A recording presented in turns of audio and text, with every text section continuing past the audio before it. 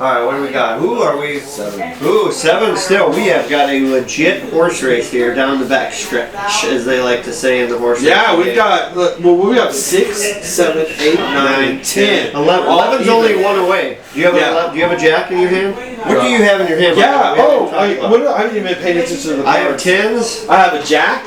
Okay. I have a 10. Ooh. I have a 5. Okay, so 5 you can throw over here, because that one doesn't count. And I have 2 aces. Ooh. Oh. You know what? I should have taken it. I screwed you on those. We're supposed to throw the aces out? Well, are they the ones, right? They are. Well, you're not gonna. Yeah, we don't have ones in your. They're not gonna. Well, I probably screwed you out of some cards. My bad, everybody. But so I throw the aces away? Well, yeah, they're not gonna count. I'm gonna give you 2 cards that are not loser cards. Queen, which would be a 12. There you go. I'm not giving you another queen because that's not fair. We'll give you an 8. There you go. So that's what you're racing with because you had those aces weren't supposed to count for you. So I have 4 cards. So we have a legit horse race. That 11. So you have a jack. So you legitimately could win here quickly. I do not have a jack. Where the hell did my cards go? I have 2 10s and a 9. So 8, 10, 11, and 12, and I can win. Yes. Okay. So as we mentioned before, this is the One Cigar, One Bourbon Small Business Podcast. So we like to do a. That's right. That's right. I wish we were live, but yeah, that'd be awesome. Well, eventually, maybe that's the goal, to live stream this thing. We gotta just yeah, we'll work on that. So anyway, we like to review a bourbon, and we're gonna review a local one here, right down the road, about 50 miles probably. Treaty Oak. Oh. Yeah, in Dripping Springs. Although when you talk to the locals down there, they like to call it Drinking Springs. Yeah. So little tip for you if you want to get. Yeah, because I have a lot of vodka that's made out of this. Yeah, they make Tito's. vodka. Tito's come from? I don't know if Tito's is Austin. Yeah. I don't know where their actual distillery is. Then there's Dripping Springs vodka. Yes, well I don't know. Maybe there is. I haven't. No, there is. Well, this one's from the Treaty Oak Distillery. You know, it's funny. Is Treaty Oak is actually downtown Austin. It's not even in Dripping Springs. No, it is. The actual Treaty Oak. Oh, Treaty Oak downtown Austin. Okay, well it's an oak tree. Oh yes. No, you're right. And actually, I read that in the history of Treaty Oak. They named. I actually know a lot of Texas history. It's one of my favorite histories. Do you want to know why they named it that? Oh shoot, where did I read it? Of course, they named it that because of they signed an agreement there by the heck was it? Dang it. Sam Houston. Yeah, Sam Houston. It was for. Oh, here it is. No. Santana. No. Was it Sam Houston? It was Sam Houston. I do. Anyway, we're ruining the history of it. Sorry, Treaty Oak. Anyway, we're gonna pour a sample of this. You don't even have to ask. That's my favorite bourbon. Yeah, they have Reximus cables. here. They have cables holding that tree up. Really, because it's so old and they don't want the branches are so like way out. Yeah. Well, we're gonna give this a little. It's a great place for lunch if you work downtown. I've been there. Have you been to the distillery?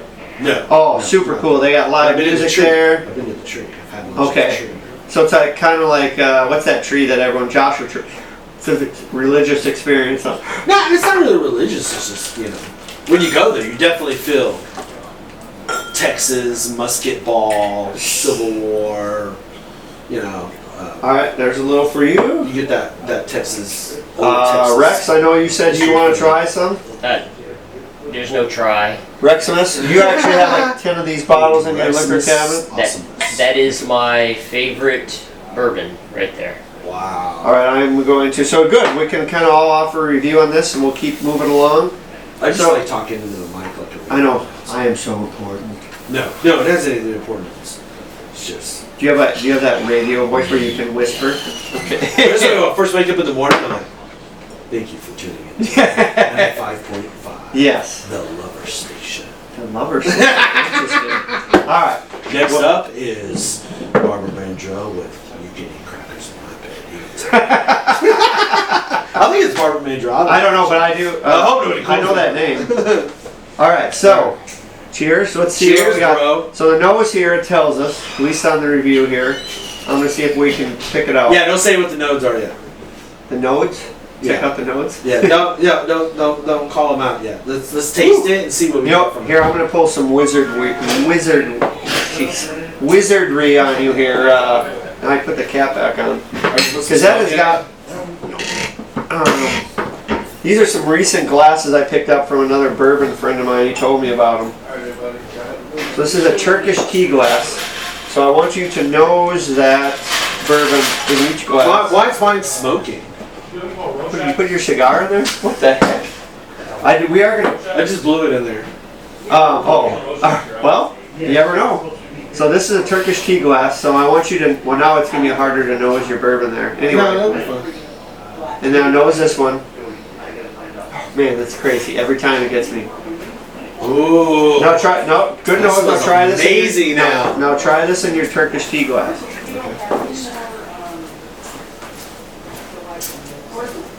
Oh, it's a little different. Yeah, because you don't get the ethanol. Well, and it's concentrating the. Yeah, it pushes out, so you get a lot more of just the flavors. Dwayne here. He loves these snobby bourbon glasses. Right, Dwayne? He's not listening. All right, so what would you think the nose is on that? The smell, aroma. There's definitely floral. Okay, it doesn't say that, but that doesn't mean you're wrong. That's just Cinnamon. Okay, it says kind of, yes. Here's our nerdy glasses going. It's all right. Well, you like the Turkish tea glasses, remember? You like that with Almost kind of a little bit of a maple smell. Okay, you're getting closer. Like a syrupy maple syrup. Okay. Without that sugary after smell. All right, You get so from normal syrup. you want to hear what the reviewers said? It's got some woodsy to it. Wood spice, some granola. I don't know. Rex, what do you think? Some caramel That's probably what I was getting. and some popcorn. Popcorn, I don't know. You know, I think the reviewers, they all just kind of put those things down. Now, I tend to agree with you a little bit that they just like have all these descriptions and they're like, let's pick this one. But who's to know that person's nose even That's true, smells too. right? That's true. They might pick something else. What's the Okay. side of the bottle say is what I would go with. Let's see what the bottle says here. I don't even trust that. It doesn't Just say. don't like It it. doesn't say. Cool It bottle. doesn't say. I know it is a cool bottle. I like the shape of it. But I like the inside graphic. Thank The you. inside. You're welcome. Oh, you can Very see modern through. looking. Yeah, there you go. Are we ready to sip it? What are we sipping Yeah, let's out sip it. first? The Turkish? Yeah. or the- Well, you can sip out of both. It's gonna. You're gonna. I think I have a better experience out of the Turkish because of the nose on it. Rex, what did you think? Did you pick out those aromas? I'm just enjoying my You're just drinking it, huh? Now the mouth, it's saying on it is cherries, sweet Yes. toffee, a hint of orange. Yeah, almost like a hot cinnamon. Not like Fireball. It's pretty good. I'm talking I'm like gonna try the nerdy. the old cinnamon sticks, toothpicks you used to chew on. Yeah. Oh, there's like a hint of that. Still Ooh, my that favorite. spice is good. Ooh, I got way more spice than That's the Turkish tea Oh, glass. the Turkish. Still my favorite bourbon. It's good though. It's You're not good. talking me out of it. No, And for the price, you can't beat it for a 2-year. no. Oh, it's smoother out of the Turkish. Is it? Yeah, it's so much smoother. I haven't had That's it. not. It try doesn't it. have that. It doesn't have the same bite. Give it a little. Yeah, it's not the same bite. I'm gonna drink out of the Glencairn, so you can pour this in your. Yeah, the Turkish doesn't have the same bite, but it hits your throat differently. Yeah. Does it? That's what she said. That's what you. Oh, hold on! I got that one. Hold on! Hey, I don't know. I probably shouldn't play that one. I got a 2. It was a double. So. That actually sounded like you were It saying. did. You got a double? Ooh, all right. 6er. All right. Well, once again, like we talked about, we want to get to know you, but we also want to get to know your business as Yeah. well as your 6 is in the head now. maybe your expertise on business and maybe some ways you can help our listeners or viewers on maybe things they haven't thought of and you've experienced in your business and how that can be helpful to them. So ultimately, why did you decide? Did you work in the? I don't know. Why did you decide to go it on your own, do your own business versus work for someone else? Okay, are you ready for this? This is. All ready for this? Y'all ready for this? Isn't that CC Music Factory or something? Yeah, CNC Music Factory. That's right. I think it was. Y'all ready for this? Yes. Yeah. That's a great song. It is a great It's song. a great arena song. Yeah. If you're at a basketball game or something. It's what the Spurs have used for decades. All right. I do like Spurs. Okay, well there you go. You like sports. Yeah. Okay, so anyway, why did you decide to? Okay, so my very first business that I ever did was I had my own detailing business right out of high school. Okay. Long time ago. Yeah. I just liked cleaning cars. There was something therapeutic about it. Okay. I'm like one of those guys that if I paint or mow the yard, I get into deep thought. It's just so therapeutic. I'm gonna mow my yard because I can't stand it. You know, it doesn't become a task. Yeah. It becomes an opportunity. Just relax. To think about something new or to think about something different. Now lately when I mow the yard or paint or something like that or clean the car, I'm listening to an audible, you know. Sure. But if I'm left with nothing, then I'm just like, my brain's just quick. All right. So I had, so I did that for a while. Then the next business that I started was then I got into house cleaning a little bit. Realized I didn't really like that. I didn't like cleaning up other people's stuff. You know, especially when it came to the bathrooms and the toilets. Yeah.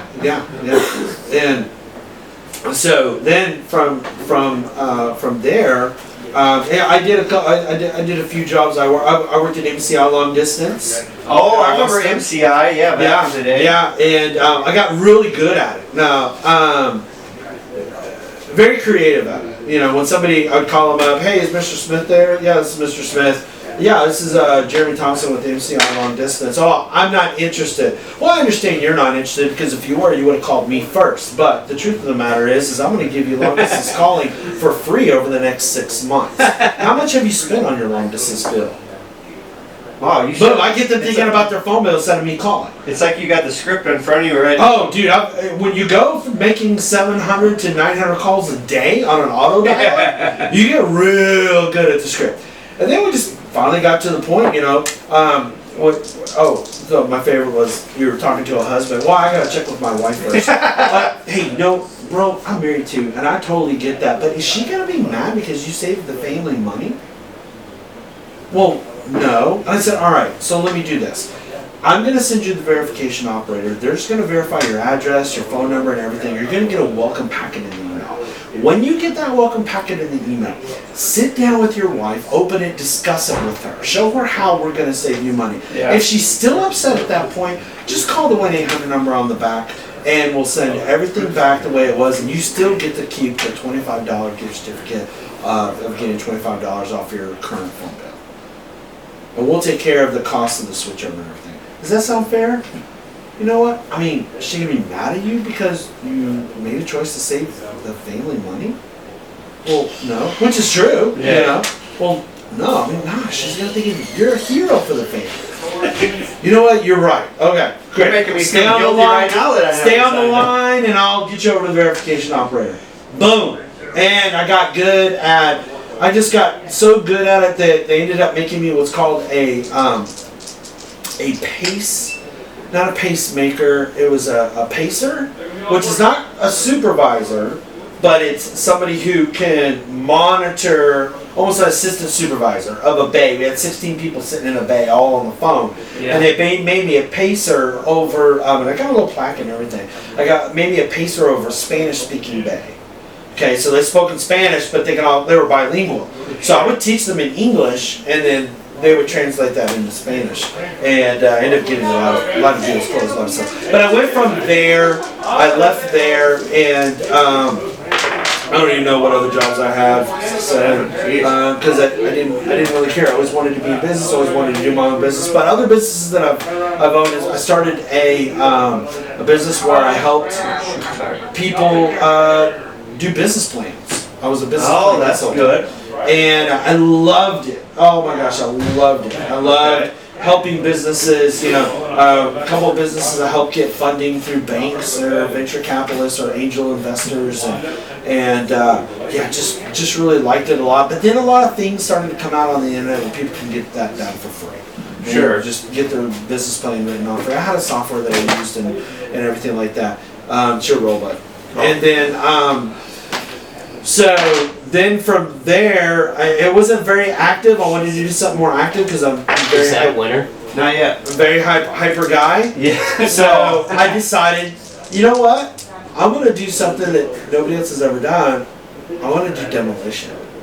What do you mean demolition? Like demolition. Demo houses? Like Yeah. blow stuff up? Yeah, I want to get into, not blow, just Oh, necessarily you're blow saying stuff like up. when they blow up. I want to do demolition. I want to go in and like do demo. Okay. You know, if you're remodeling a house It's and you very- got a whole part of this house totally ripped out and demoed, I wanted to go in there and do it. cathartic. I love tearing stuff Yeah. up like And that. so I called my brother.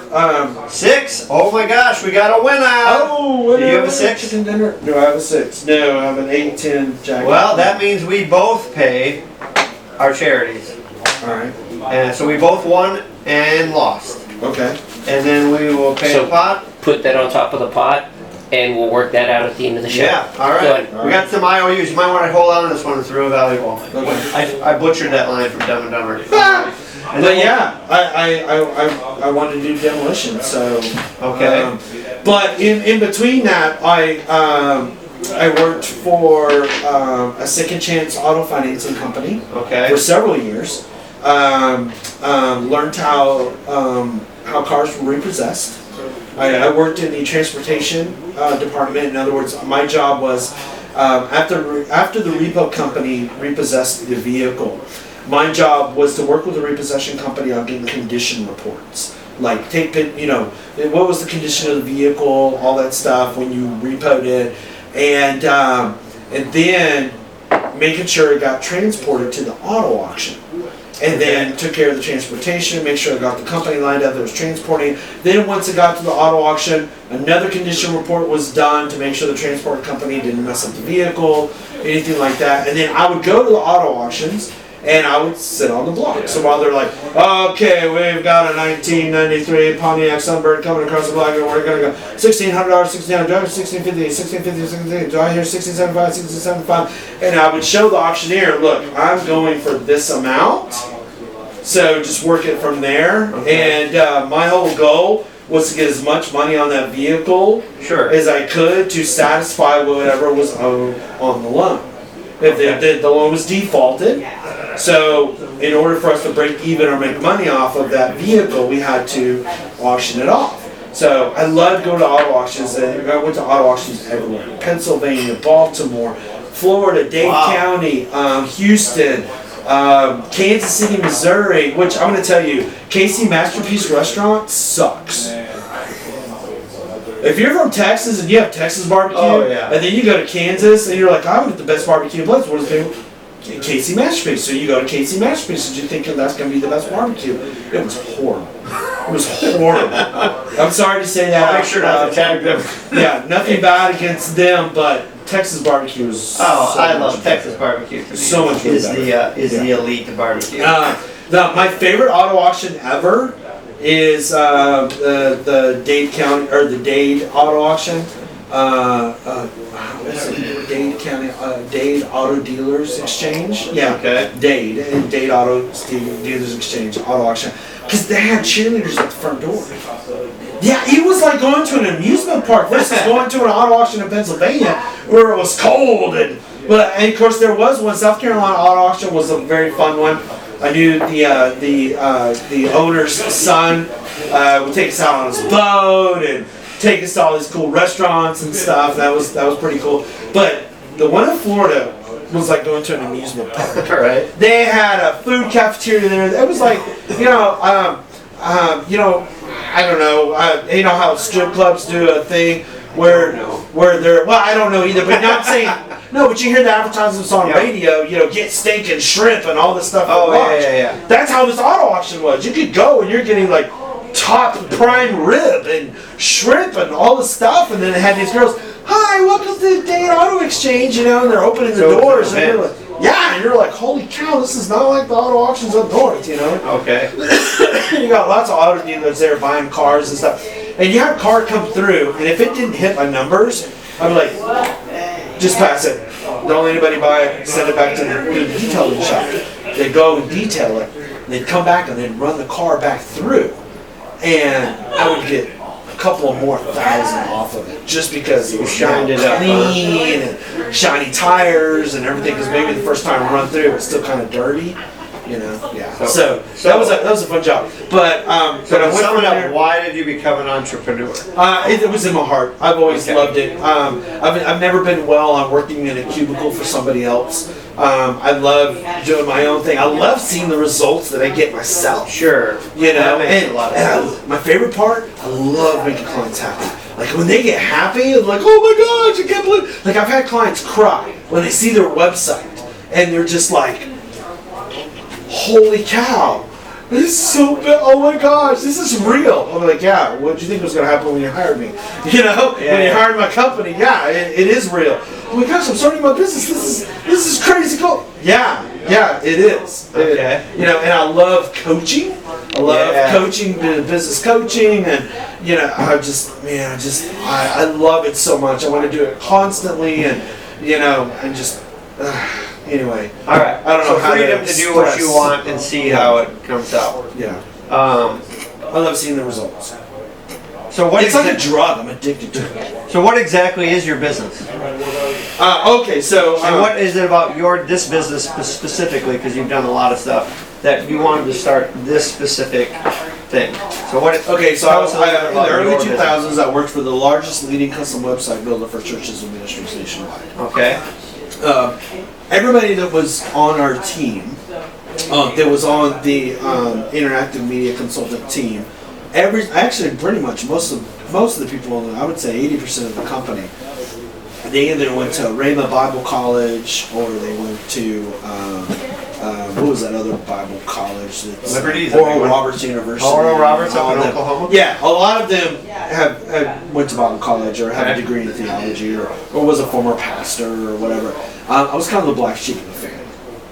Okay. I, didn't have a degree in theology. I didn't, any of that. But very intimate relationship with the Lord. Very much understand and recognize the move of the Holy Spirit in someone's life and even in my life. Like, I've seen God do so many things spiritually. Like, I've seen the Holy Spirit move and do some things in people's life to such a degree, like I couldn't deny it if I wanted to. Sure. No, absolutely. I would be lying to myself, and it just, I'm talking like people being delivered from, oppression, spiritual, spirits oppressing them, possessing them. No, absolutely. It's a real thing I've for seen sure. healing happen right in front of my eyes, and I was always a skeptic. When you see it, and once you've tasted the actual fruits of the Spirit of God, you can't deny that they don't exist. You have a lot of people that are Christians and they have a relationship with the Lord, but they have yet to actually experience the actual fruits. And when you actually experience the real fruit, man, it just opens up a whole different level. That you're just like, I've had the Spirit of God wake me up at 3 a.m. and say, hey, you need to pray. Well, what am I praying about? It'll get dumped on. It's like the Matrix. It'll come to you as you start praying. Yeah. And you start praying, and then it just starts bubbling up, and it just comes out of you, and you're just like, Because I used to be on the religious part. I used to wake up back in my early days before I really knew what it meant to have a relationship with God. I've been a Christian since 13, but. I used to be the one that would wake up and I would do the prayer. I'm a man of faith. I am a man. I am a man of the head and not the tail. And I believe in all these things of God. And I would sit there and read and study my Bible for hours, and then to go to work. And then it happened for I did that for a really long time. And it was one morning I woke up and I was like, man, I'm going to come out here, I'm going to pray, I'm going to get my study on, and learn the things of God and everything. And it was like, God was like saying, hey, shut up. What? You just sound like a gong, gong. I'm so tired of hearing it. You just shut up, And I was like, what? He's like, I don't want you to do this. Don't get up in the morning. Don't wake up early to do this anymore. And it was like, you're not doing anything. You think you're getting closer to me. No, I want to avoid you because you sound like an idiot. You know? No, seriously. And then, next morning I tried to get up. Nope, stay in bed until it's time to go to work. Yeah, but I need to study my Bible. Yeah, well, no, just, stay in bed. And so I stopped doing that. And then a few months went by, and then I woke up one morning early, and I just went out in the living room and remember just saying, like, God, can I just talk to you? Man, I've got this situation going on, and this thing's really bugging me, and I have this thing at work, and sure, son, what's on your heart? What's on your mind? What do you want to talk about? And I just had this amazing conversation, and I got to the point of like, wait, hold on a second. A few months ago, you told me not to get up early, not to pray, not to this stuff, but now you're so willing to talk to me. You're so willing to listen to me and to speak back to me, and I can hear, I know exactly what you're saying. And he said, because now you're ready to be real with me. Have a real conversation. Sure. And not just repeat a bunch of stuff that's written in the Bible. And I was like, well, I don't understand. Isn't that what we're supposed to do? Isn't that what we should do? Is read the Bible and study it to get closer to you? And he goes, no. You've got it mixed up. Again, here's a case where I was doing all the right things, but in the wrong way. Okay. So I sat down and he said, all right, look at your Bible sitting on the coffee table. I said, yeah, it's a square box, right? Yeah, it's a square rectangle. 3 inches thick, whatever. It's my study Bible. A lot of notes in there. Yeah. And he said, what you're trying to do is have a relationship with me through the Bible. Don't do that. He goes, because you're limiting yourself. You're limiting our relationship. I was like, how am I limiting the relationship? Because you're basing it just based on the knowledge of what you have on the Bible. He goes, what about me that's outside of the box? Oh, I never thought about it. And he goes, yeah, so when you come to the Bible and you read the Bible, don't do it to try to have a relationship with me. Use the Bible to learn what kind of God I am, who I was, and how I interacted with people, and how I interacted with them, how I moved on their behalf, and how they moved based on what I told them, and then use that to learn how to recognize me in today's society, in today's life. And I'm like, I never thought about that. He goes, well, of course you didn't read it. I'm telling you this now. I'm like, oh, okay. well, that's why I felt like, And I was like, wow. And he goes, because I'm God. And I can do anything I want, anytime I want. And I can say anything I want. However I want to say it, whenever I want to say it. And I was just like, wow. Anything less than that isn't me. And even your own idea of what that is that I just told you is still less than that. And it just blew my mind. Okay. And I was like, here all my life I've been putting God in a box based on what I can study. Yeah. Instead of studying it and learning how to use that to recognize how he moves in people's lives today. And what he does today. So, yeah. Anyway, I don't remember what the original question was.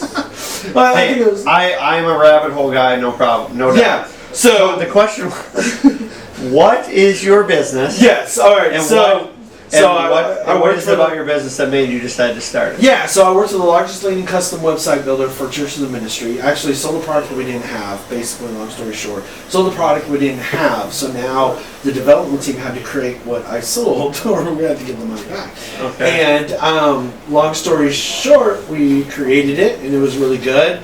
But it was towards the end of the business, they were trying to sell the business. So I got out, and I took that same model and decided, you know what? I could do this exact same model for businesses, but fix some of the issues I saw that they had in customer service, so I wouldn't have the same issues. And then that's how Revolution Web Studios started 17 years ago.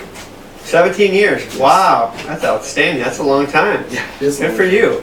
So how does your business help other people? Because this is clearly something, all the stuff you see around you, I defer to the Rexes on this because I know nothing about it. I can barely operate this computer. So how does your business help other businesses or people? Probably businesses, I would say. So originally we started as just a website company. And we probably were that for like, I don't know. I would say 12 to 13 years. Only websites, that's it. Which are important. Yeah, but things in the business world and society, it kind of started changing. Like, I was building websites before SEO even existed.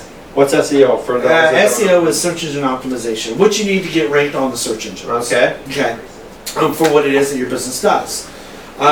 We existed back when Facebook was like only letting people in if you were a part of a college and you got invited. Yeah. Yep. Okay, before it was open in public. Okay, I remember the early days of when Google came on board. I remember the exact day when Bill Gates showed up on a projection screen at an Apple convention to announce that Microsoft was investing $150 million into Apple and that they were going to do cross-platform things. Okay. I was there that day. I remember that. You're a huge nerd. I know. I am a huge nerd. I'm just kidding. I hope we can get some questions like Star Wars or Star Trek or Marvel or DC. Maybe here at the end we'll get into how huge a nerd you are. Rex is saying no, but No, Rex is a huge nerd as well. Yeah. In a good way. Like I said, I know nothing You'll against be nerds. surprised. Oh, on you didn't some- insult me. Not You'd be not surprised at one some bit. things that I collect. No. Anyway. Oh, you? Yeah, no. All right. Well, you're in good company. We'll with talk that when the cameras are off, brother. Yeah, there we You go. guys might be trading collections. He's got No. a trunk full of old Playboys, you know. From Well, not that. No, I have an just entire shelf of Grimlocks going back to the original '84 to the most recent one that went on pre-sale. Huge nerd. Nice. It's all right. No, I love Huge nerds nerd. because I'll tell you my big Star Wars vintage collection, goof. Yeah, I really kicked myself We'll in talk. the butt We'll talk. about that. Back but to his anyway. question. Thank you. So anyway, when I started my business, the whole thing was I wanted to give clients the control of their own websites. Okay. To be able to go in and edit and update it and train them how to do it, but create a platform where they can go in and do it on their own. And that's how it started. Because business owners wanted to have that. And to not be nickel and dimed for every time they wanted something changed on their website. Sure. Yeah. Absolutely. It's expensive. And so I was really pioneering something that wasn't widely done back then. A lot of web developers were making, I make my money off of every time they want to make a change. Sure. And I was like, I'm going to make my money off giving them the power. And training them on how, so they can go in there and say what they wanted to say. Well, over the years, marketing has changed.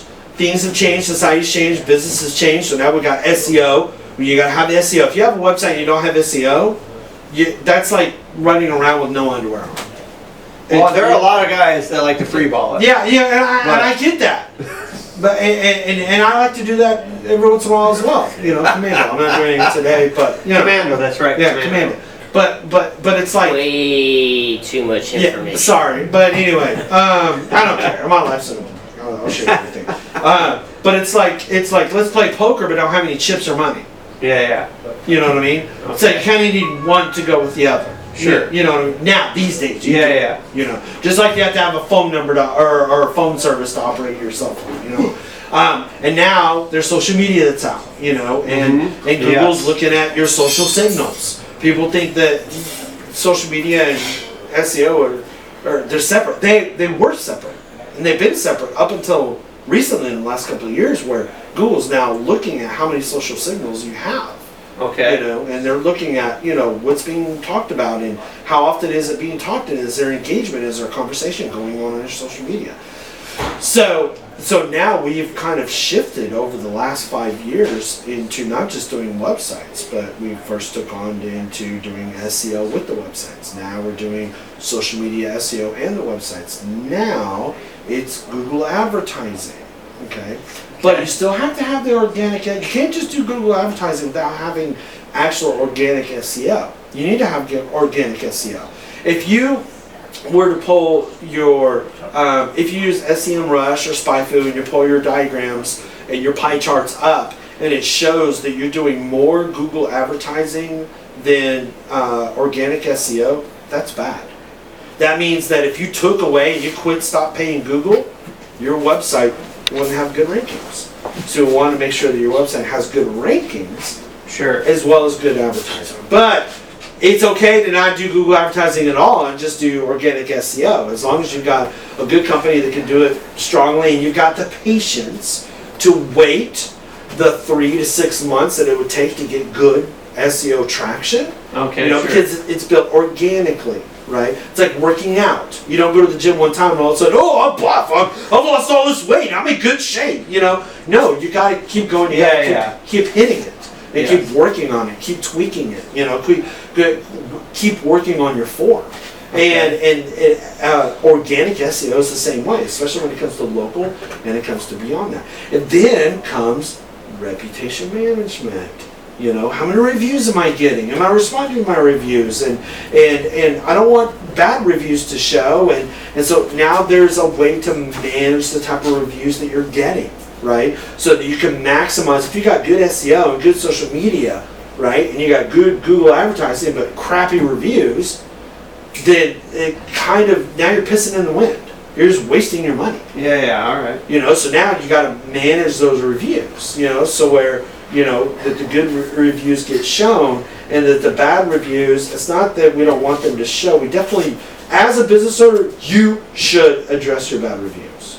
And when, as long as it's now, how would you say you should address hold on, as long as it's a real, authentic, truthful review. Okay. If they're saying a bunch of stuff that you're like, no, I didn't even do that. Okay. Or I don't even know this person, or this is total way out. They're just trashing me because they used to work here, you know, at whatever company I'm at, and they, you know, got pissed off because they didn't like how management was run or whatever, and so they just want to trash management or something. That has nothing to do with the product or the service. So you kind of filter all that stuff. Right. That's what reputation management does. Okay. You know, and if they're bringing stuff up about your service and your product that isn't anywhere near what your product actually is or the service that you do, you know, then you want to make sure that, you know, you contact Google and say, hey, this is off topic, it doesn't exist. And do this stuff. Follow up with that. Yeah. So there are shady people out there that will just leave bad reviews just to be jerks. Oh, absolutely. You know, and unfortunately, they haven't figured out a good algorithm to deal with that. You know, nowadays, Google doesn't even allow you an opportunity to write up a response to say, here's why I think this is not a good review to leave on my review. Oh, really? Yeah. No, it's they give you a checkbox selection. Is this off topic? So some is this untrue? Is this it's very canned now. Okay. It's not personal. Although SEO used to be based on an algorithm where it was all about keywords and how much you mentioned your products and your service and your website, and now it's like, what are people saying about you? Let's talk about customer experience. Okay. So over the last, I would say 7 to 8 years, they've geared Facebook reviews, Google reviews, Yahoo reviews, Bing reviews. It's all geared now, built into your SEO because they're wanting to know, like, what was it like working with this company? What was their product like? And now they're taking that into the account and building that into the algorithm of your SEO when it comes to ranking you and stuff. That's why sometimes your Google, your phone will ask you, well, did this place have handicap entrance? Okay. Does this place have good, clean restrooms? They're really big on tamales. What was their tamales like? You know.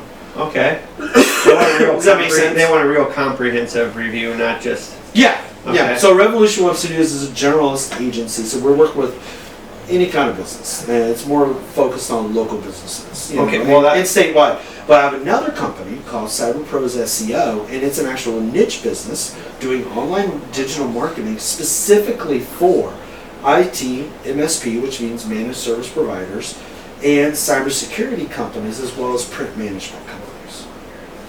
That's a mouthful. Yes. So basically the same thing that Revolution Web Studios does, but for a very specific niche. Because I used to own an IT company. So. All right.